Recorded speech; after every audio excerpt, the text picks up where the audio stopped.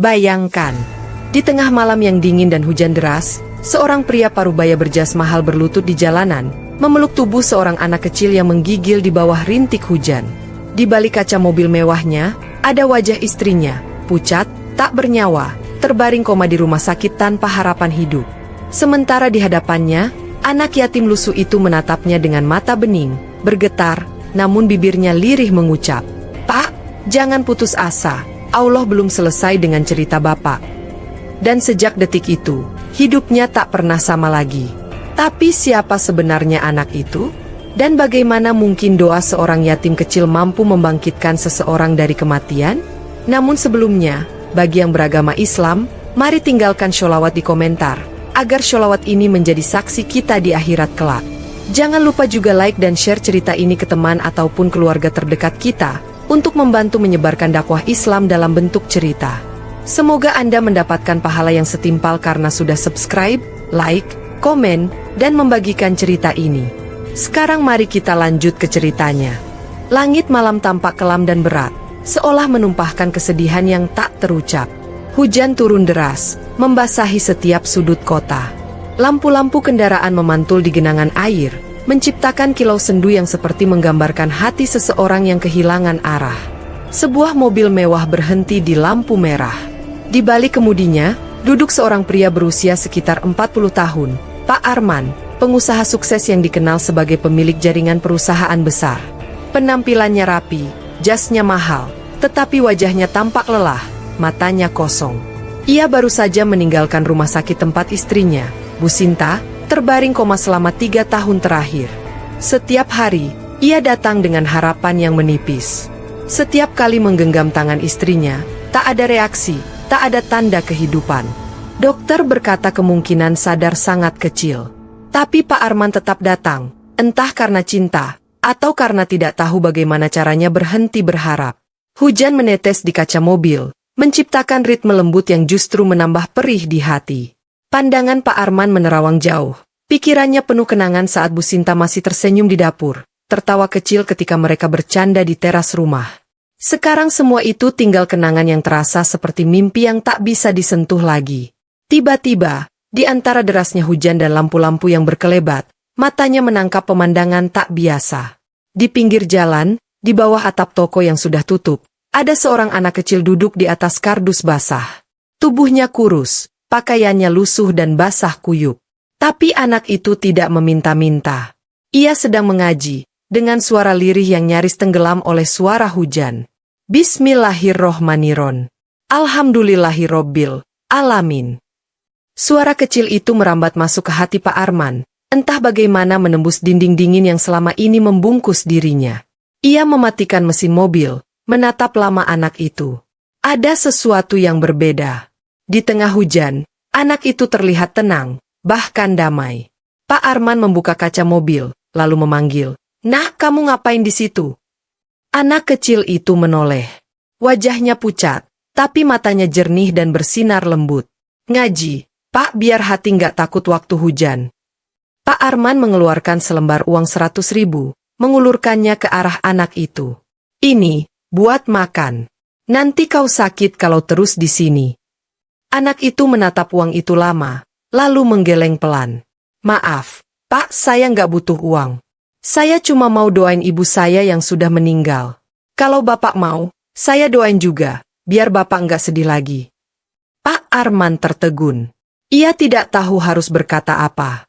Kata-kata sederhana dari mulut anak sekecil itu terasa seperti tamparan halus yang menembus dada. Ia menatap lebih dalam, mencoba memahami siapa anak ini. "Namamu siapa, Nak?" tanya Pak Arman akhirnya. "Raffi, Pak. Nama saya Raffi." "Raffi, kamu tinggal di mana?" "Saya biasa tidur di musola kecil di ujung jalan sana." "Nggak apa-apa, Pak. Di situ adem, dan ada tempat buat wudhu." Pak Arman diam sejenak. Ada rasa iba, tapi juga rasa kagum. Anak sekecil ini, tanpa siapapun, masih bisa menjaga diri dan terus mengaji di tengah hujan. Ia membuka pintu mobil, keluar tanpa payung, berjalan mendekat ke arah Raffi. "Ayo ikut Bapak. Kita makan yang hangat dulu. Badanmu bisa demam kalau terus begini." Raffi menatap ragu. Saya nggak mau merepotkan, Pak. Pak Arman tersenyum tipis. Kau tidak merepotkan siapapun. Justru, kau menolong Bapak malam ini. Raffi kebingungan, tapi akhirnya mengangguk pelan. Ia berdiri, membawa mushaf lusuhnya dengan hati-hati seolah itu harta paling berharga di dunia. Mereka berjalan berdua di bawah hujan menuju warung kecil yang masih buka di seberang jalan. Hujan terus mengguyur, tapi entah kenapa dada Pak Arman terasa sedikit hangat. Malam itu, tanpa ia sadari, hidupnya mulai berubah. Ia tidak tahu bahwa anak kecil yang ditemuinya di jalan itu bukan sekadar anak yatim biasa, melainkan jalan yang Allah kirimkan untuk mengembalikan cahaya dalam hidupnya. Hujan belum juga reda malam itu. Angin bertiup lembut, membawa aroma tanah basah dan hawa dingin yang menusuk kulit. Di bawah lampu temaram sebuah warung kecil di pinggir jalan, Pak Arman dan Raffi duduk berhadapan. Suasana warung sederhana itu hangat, di tengah cuaca yang menggigil di luar, aroma soto panas mengepul, menebarkan rasa tenang yang sulit dijelaskan. Raffi menunduk sopan, kedua tangannya menggenggam mushaf kecilnya, tak lepas sedetik pun dari pelukan. Pak Arman memperhatikan anak itu diam-diam. Wajahnya polos, penuh ketulusan yang belum pernah ia lihat selama ini di dunia bisnisnya yang keras dan penuh kepura-puraan. Raffi, ujar Pak Arman perlahan, kau sering ngaji di pinggir jalan seperti tadi? Raffi tersenyum kecil. Iya, Pak. Kalau saya kangen sama ibu, saya ngaji. Ibu dulu suka dengerin saya baca Quran sebelum tidur. Jadi kalau saya baca, rasanya ibu masih dengerin dari surga. Pak Arman tercekat. Ucapan itu seperti menembus dada dan mengadu kenangan lama tentang Bu Sinta. Ia masih bisa mengingat jelas bagaimana istrinya dulu sering memintanya berhenti sejenak dari urusan kerja hanya untuk makan malam bersama, atau sekadar menatap langit sore di teras rumah. Tapi semua itu kini hanya bayangan yang membekas di hati. Orang tuamu sudah nggak ada semua, nak? Tanya Pak Arman pelan. Raffi mengangguk, masih tersenyum. Ayah meninggal waktu saya bayi, ibu sakit-sakitan, terus meninggal waktu saya kelas 2 SD. Tapi saya nggak sedih lagi, Pak. Ibu bilang kalau saya rajin salat, rajin ngaji, nanti kita ketemu lagi di surga. Jadi saya belajar biar bisa nyusul ibu ke sana. Pak Arman menunduk, matanya memanas. Ia berdeham pelan agar suaranya tak bergetar. Raffi, Bapak iri sama kamu. Anak itu menatap bingung. Iri, Pak? Kok bisa? Karena Bapak punya segalanya, tapi nggak punya ketenangan kayak kamu. Raffi terdiam, lalu berkata lembut, ketenangan itu bukan karena punya banyak, Pak. Tapi karena kita yakin Allah sayang. Kadang, Allah kasih hujan deras dulu, baru kasih pelangi. Pak Arman menatap anak itu lama. Ia seperti sedang berbicara dengan seseorang yang jauh lebih dewasa dari usianya. Kata-kata Raffi begitu ringan, tapi mengandung makna yang dalam. Warung itu hening sejenak, hanya terdengar bunyi sendok beradu di mangkuk. Di luar, hujan mulai mereda, menyisakan titik-titik air yang menetes dari atap. Raffi, kata Pak Arman akhirnya. Bapak punya istri yang sudah lama sakit. Sudah 3 tahun, nggak sadar. Dokter bilang kecil sekali kemungkinan sembuhnya. Tapi entah kenapa malam ini, waktu lihat kamu, Bapak jadi ngerasa sedikit tenang. Raffi mendongak, matanya berbinar. Kalau begitu, nanti saya bantu doain istri Bapak, ya. Nama ibu siapa? Bu Sinta, jawab Pak Arman, suaranya melemah saat menyebut nama itu. Raffi menutup matanya, mengangkat kedua tangannya yang kecil. Ya Allah, sembuhkan Ibu Sinta. Kasih Ibu kekuatan buat buka mata lagi. Jangan biarin Bapak Arman sedih terus. Ya Allah. Amin. Sederhana, tanpa lafaz panjang. Tapi doa itu terasa begitu tulus, begitu jernih. Bahkan udara di sekitar mereka terasa berbeda. Pak Arman menatap anak itu dengan tatapan yang sulit dijelaskan. Ada sesuatu di dalam dirinya yang bergetar. Ia bukan tipe orang yang mudah tersentuh, tapi malam itu, ia merasa ada kekuatan lembut yang mengetuk hatinya. Setelah mereka selesai makan, Pak Arman mengantarkan Raffi ke musola kecil di ujung jalan, tempat anak itu biasa tidur. Musola itu sempit, tapi bersih. Di dalamnya hanya ada beberapa sajadah dan kipas tua yang berderit pelan.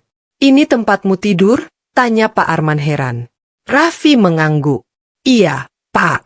Saya bantu bersihin musola tiap pagi. Ustaz yang jaga baik banget.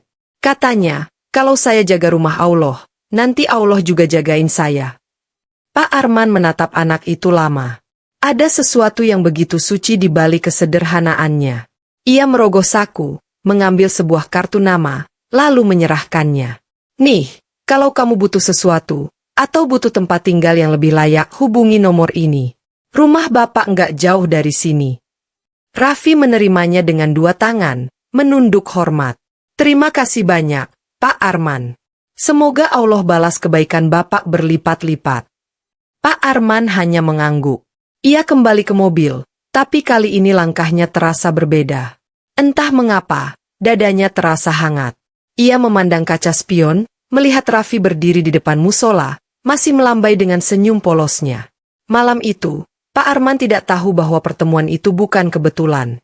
Allah sedang menulis kisah luar biasa, kisah tentang seorang pengusaha yang hampir kehilangan harapan, dan seorang anak yatim yang akan menjadi cahaya penuntunnya kembali kepada makna hidup yang sesungguhnya.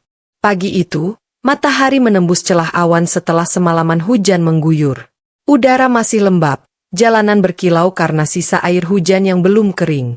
Di sebuah rumah besar bergaya modern, Pak Arman duduk di ruang makan yang sepi. Meja panjang penuh makanan, tapi tak ada nafsu makan sedikit pun di wajahnya. Foto Bu Sinta terpajang di dinding, tersenyum lembut dalam bingkai emas.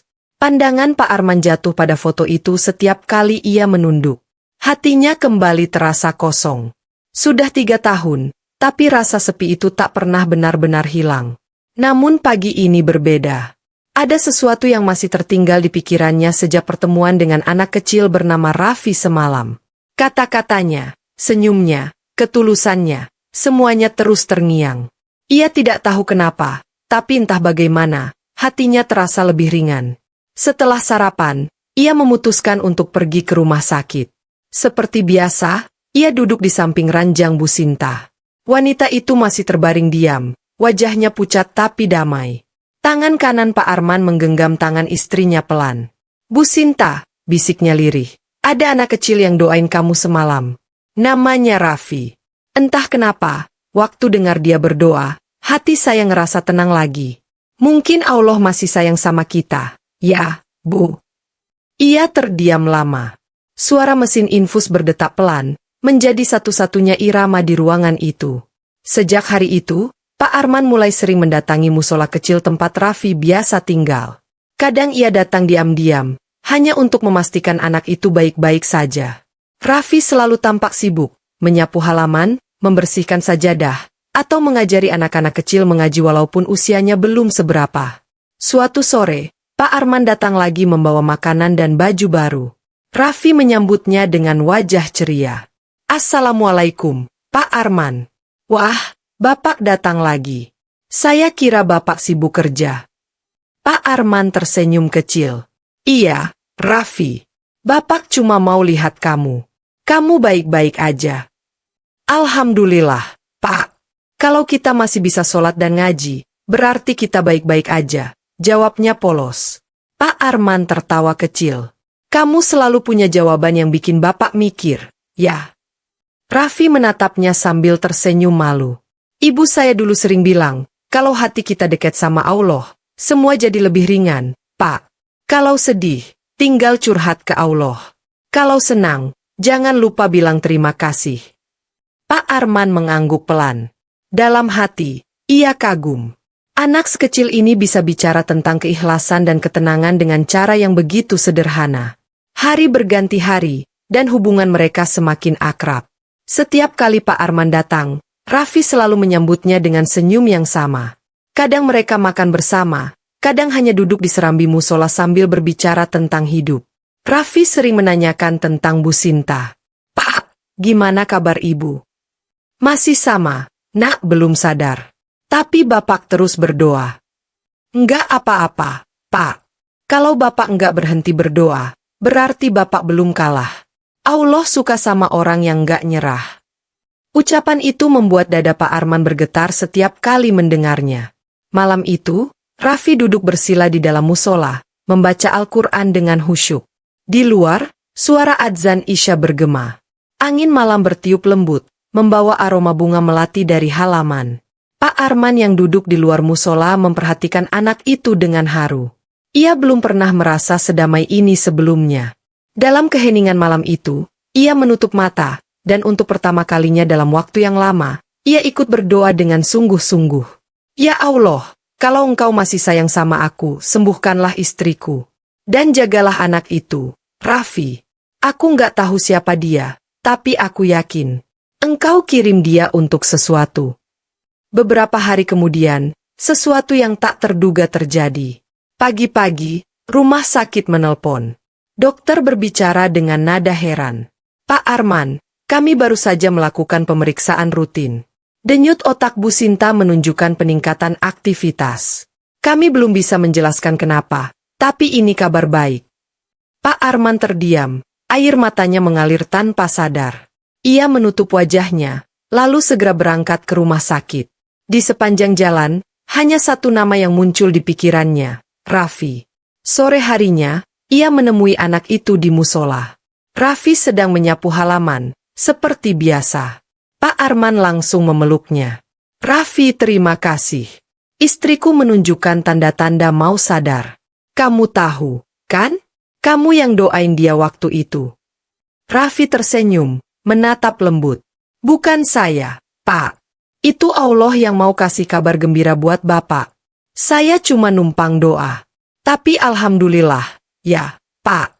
Allah dengar doa kita. Pak Arman menatap anak itu lama. Dalam hatinya, ia tahu, Raffi bukan anak kecil biasa. Ada sesuatu yang suci dan tulus dalam dirinya. Sesuatu yang mungkin dikirimkan langsung oleh Allah untuk menyelamatkan hidupnya yang hampir kehilangan cahaya. Malam itu, saat pulang ke rumah, Pak Arman duduk di ruang tamu yang sepi. Tapi kali ini ia tidak merasa sendirian. Di dalam hatinya, tumbuh sesuatu yang telah lama hilang, harapan. Hari itu langit tampak cerah, tapi hati Pak Arman berdebar tanpa henti. Sejak pagi, pikirannya tidak tenang. Kata-kata dokter kemarin terus terngiang di telinganya. Ada aktivitas otak yang meningkat. Kami belum tahu penyebabnya. Ia tiba di rumah sakit dengan langkah cepat. Ruangan tempat Bu Sinta dirawat terasa lebih hangat dari biasanya. Tirai jendela dibuka, sinar matahari menembus lembut, menyentuh wajah Bu Sinta yang masih terbaring diam. Namun kali ini, ada sesuatu yang berbeda. Ketika Pak Arman duduk di samping ranjang dan menggenggam tangan istrinya seperti biasa, jari Bu Sinta bergerak pelan. Pak Arman membeku.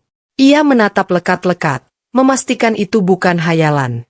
Lalu, gerakan kecil itu muncul lagi, kali ini lebih jelas. Bu Sinta? Suaranya bergetar, setengah tidak percaya. Mata Bu Sinta bergetar pelan, kelopak matanya bergerak. Dan dalam hitungan detik, mata itu terbuka sedikit. Cahaya matahari memantul di bola matanya yang lembut, seperti sinar kehidupan yang baru lahir kembali. Perawat yang melihat kejadian itu langsung memanggil dokter. Ruangan mendadak ramai. Namun Pak Arman hanya terpaku, menggenggam tangan istrinya erat-erat, air matanya jatuh satu persatu. Bu, kamu sadar, Bu. Ini Arman, Bu. Alhamdulillah. Sebuah senyum samar muncul di bibir Bu Sinta. Suaranya lemah, nyaris tak terdengar. Arman? Suara itu bagai musik yang telah 3 tahun hilang. Dunia seolah berhenti berputar sesaat. Semua rasa sakit, sepi, dan putus asa yang menumpuk selama ini luruh begitu saja. Pak Arman menangis tanpa suara, memeluk tangan istrinya, bersyukur sejadi-jadinya. Ya Allah, Engkau benar-benar maha kuasa. Dokter masuk, memeriksa kondisi Bu Sinta dengan ekspresi terkejut. Ini luar biasa, Pak. Kami tidak tahu bagaimana ini bisa terjadi, tapi istri Anda mulai menunjukkan respons yang stabil. Ini sangat jarang terjadi pada pasien koma selama itu. Pak Arman hanya mengangguk sambil terus memandangi wajah istrinya. Di dalam hati, ia tahu persis siapa yang menjadi perantara keajaiban ini. Sore harinya, setelah Bu Sinta dipastikan stabil, Pak Arman meninggalkan rumah sakit dengan langkah ringan. Ia langsung mengemudi menuju musola tempat Raffi berada. Di sepanjang jalan, pikirannya dipenuhi rasa syukur. Setibanya di musola, ia melihat Raffi sedang duduk di serambi, memegang mushaf lusuhnya seperti biasa. Anak itu tampak tenang, Senyum di wajahnya seolah selalu hadir tanpa alasan. Pak Arman bergegas mendekat. "Raffi!" serunya dengan suara parau karena emosi. Raffi menoleh, tersenyum. "Assalamualaikum, Pak Arman." Pak Arman tidak menjawab salamnya dengan kata-kata. Ia langsung memeluk anak itu erat-erat. Air matanya menetes di bahu kecil Raffi yang kurus. "Bu Sinta sadar, Raffi. Istriku sadar. Tadi pagi dia buka mata. Dia manggil nama aku. Dokter bilang ini keajaiban." Raffi membalas pelukan itu dengan pelan. Suaranya tenang seperti biasanya. "Alhamdulillah, Pak. Allah dengar doa Bapak. Saya juga tiap malam doain Ibu. Tapi semua karena Allah, bukan saya." Pak Arman mengusap air matanya. "Tapi kamu yang jadi perantara, Nak. Allah kirim kamu ke hidup Bapak di waktu yang pas." Raffi menatapnya dengan mata yang berkilat lembut. "Mungkin Allah pengen Bapak tahu kalau harapan gak pernah benar-benar hilang. Kadang, Allah cuma mau lihat seberapa lama kita mau percaya."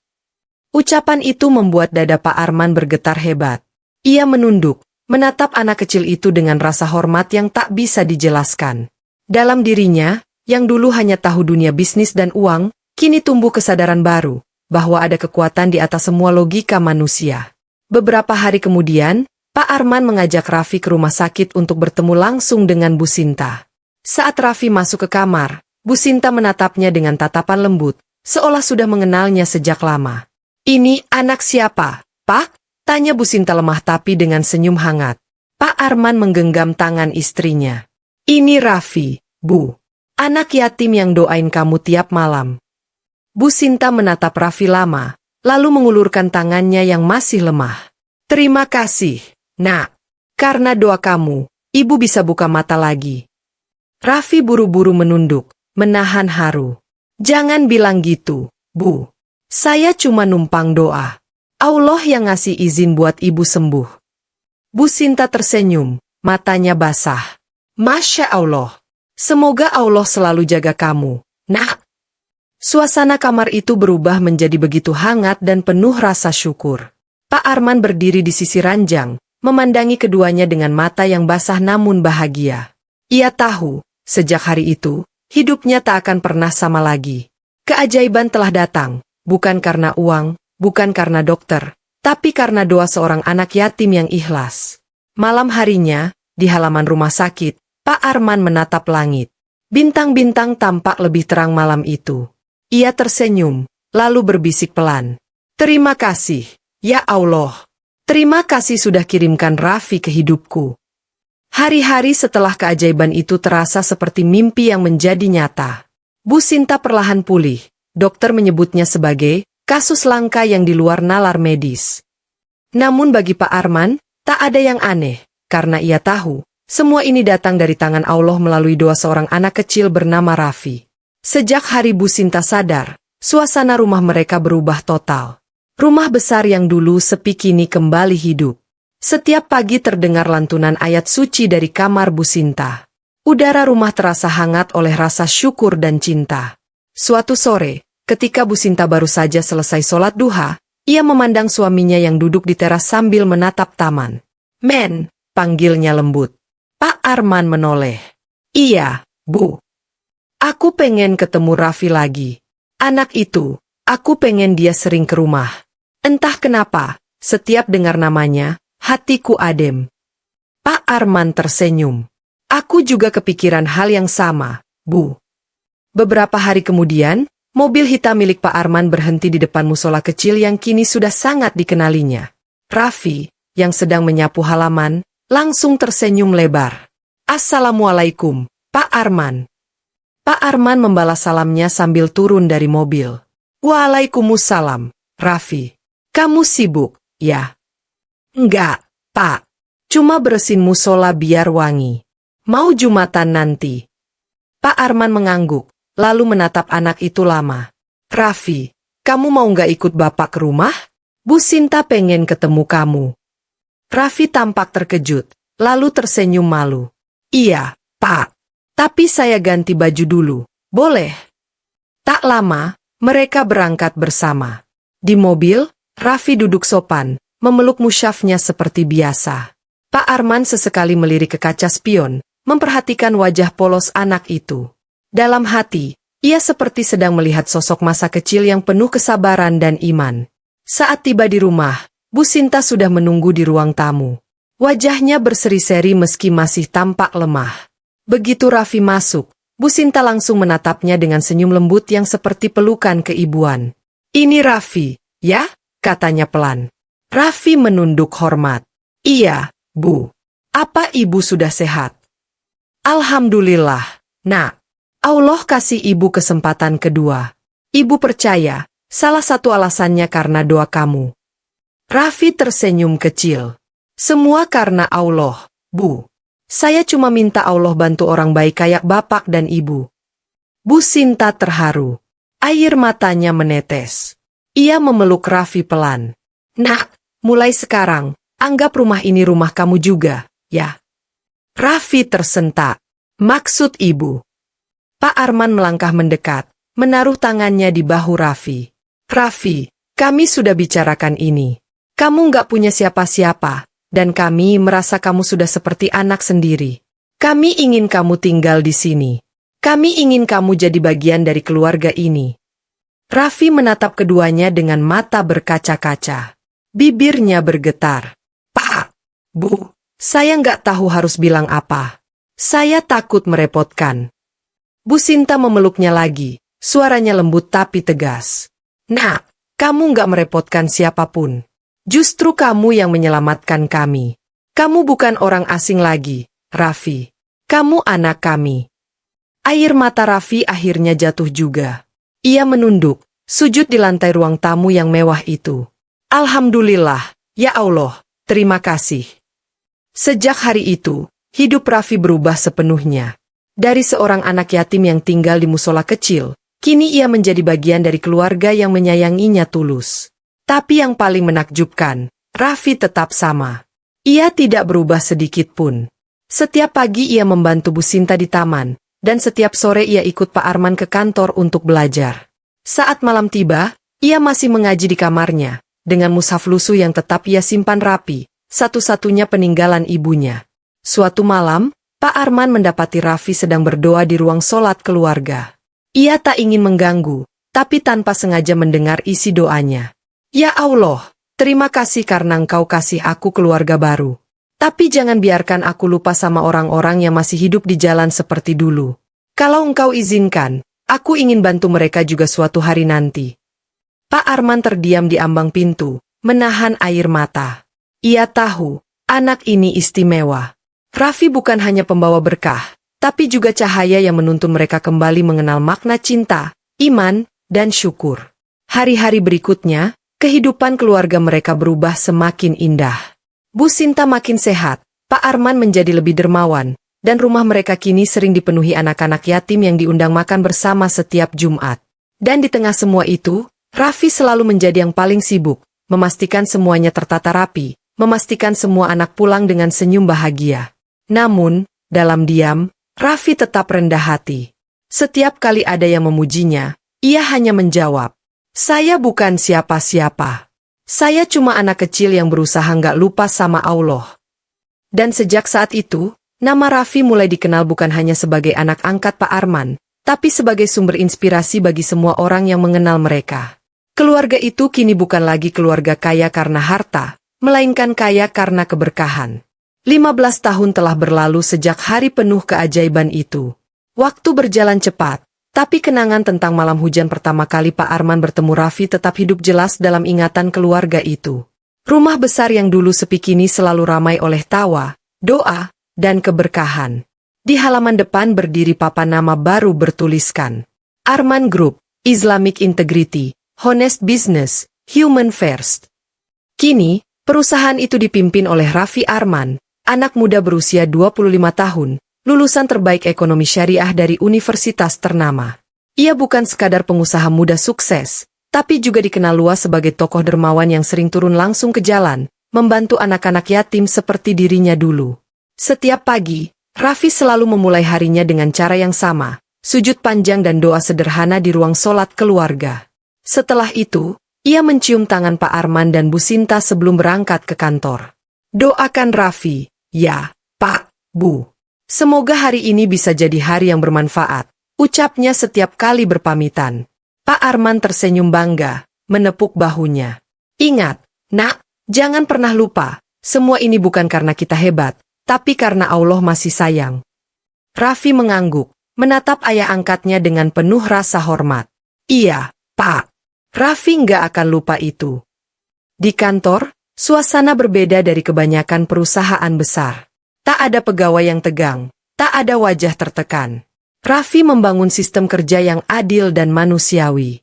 Ia mengganti istilah pegawai menjadi keluarga kerja. Setiap Jumat, seluruh karyawan berkumpul untuk doa bersama dan berbagi sedekah ke panti-panti sekitar. Suatu hari, Raffi berdiri di depan seluruh timnya, mengenakan jas hitam sederhana, tanpa kemewahan yang berlebihan.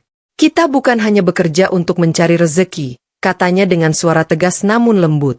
Kita bekerja untuk jadi jalan keberkahan. Jangan pernah takut berbagi.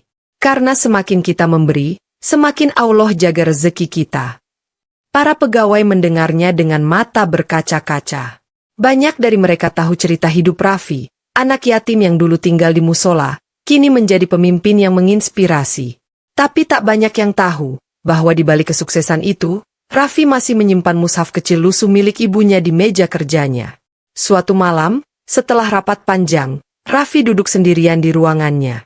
Ia membuka mushaf itu, membacanya perlahan. Di halaman belakang mushaf, ada tulisan tangan ibunya yang pudar. Nak, kalau ibu nggak sempat lihat kamu besar, jadilah orang baik. Jangan pernah berhenti percaya sama Allah. Raffi menutup mushaf itu sambil tersenyum haru. Ibu, doa ibu masih hidup sampai sekarang. Di sisi lain, Pak Arman dan Bu Sinta yang kini menua, duduk di teras rumah setiap sore. Mereka sering berbincang tentang betapa cepatnya waktu berlalu. Aku masih ingat waktu pertama kali kamu bawa anak itu pulang, kata Bu Sinta sambil tersenyum. Aku nggak nyangka, Raffi tumbuh jadi seperti ini. Lihatlah, Allah ganti kesedihan kita dulu dengan kebahagiaan yang tak ada habisnya. Pak Arman menatap jauh ke halaman rumah, di mana Raffi sedang bermain bola dengan anak-anak yatim yang sering diundang ke rumah. Ia mengangguk pelan, air matanya menetes. Iya, Bu, kalau dulu aku nggak berhenti waktu hujan malam itu, mungkin aku nggak pernah tahu rasanya punya anak sebaik Raffi. Raffi tiba-tiba berlari mendekat sambil tertawa. Pak, Bu. Yuk ikut makan bareng. Anak-anak udah nunggu. Bu Sinta tertawa kecil. Kamu ini, udah kayak bapak mereka aja. Raffi menggaruk kepala. Ya, Bu, siapa lagi yang jagain mereka kalau bukan kita? Malam itu, halaman rumah mereka ramai oleh canda anak-anak yatim. Lampu taman berkelap-kelip, aroma nasi kebuli dan sate menyebar ke udara. Pak Arman dan Bu Sinta duduk berdampingan, menyaksikan anak-anak itu tertawa. Raffi berdiri di tengah mereka, membagikan piring satu persatu. Saat itu, Pak Arman memandangi anak itu dengan mata penuh kebanggaan.